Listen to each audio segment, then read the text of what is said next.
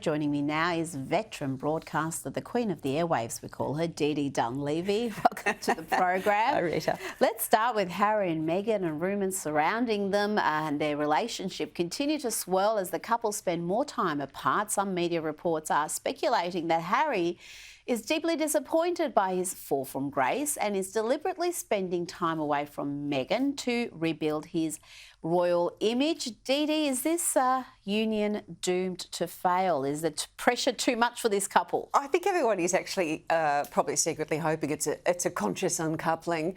I don't think it is, but I do think it's interesting that this separation that we're seeing, them both doing different events, that they're explaining as one is going to stay home with the children while the other one does stuff. I'm not sure I completely buy that.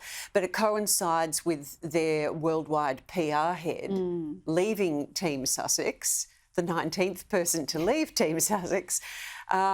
I just think that perhaps we're going to see cracks now that maybe this PR person, who by the sounds of it was pretty good at her job, has been covering until now. I don't know. In short, I don't think they're getting divorced. Well, I just do wonder if Meghan is deeply disappointed with how it's all turned out, because she was the most beloved royal for a period. I remember when she was getting married, I was one of the very few going, I see red flags everywhere with this one, but I was pretty much alone. People were loving her. They were loving this couple.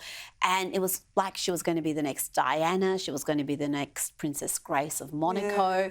And it certainly hasn't turned out like that. No, it hasn't. The leopard showed its spots. Like, I personally have never warmed to her, and there's just a feeling that she's manipulating whatever they do, this feeling that he needs to get away from her.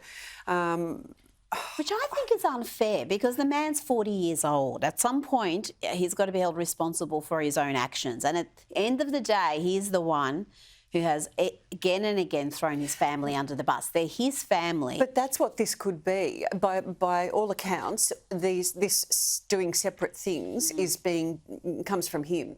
That he's the one saying that perhaps we should separate and do things on different paths, or they had a special term, as those two do, for it. Yeah. But I think it's coming from him, that he's the one that wants a bit of space to do things on his own. Well, his relationship with his family could not be worse, particularly with William.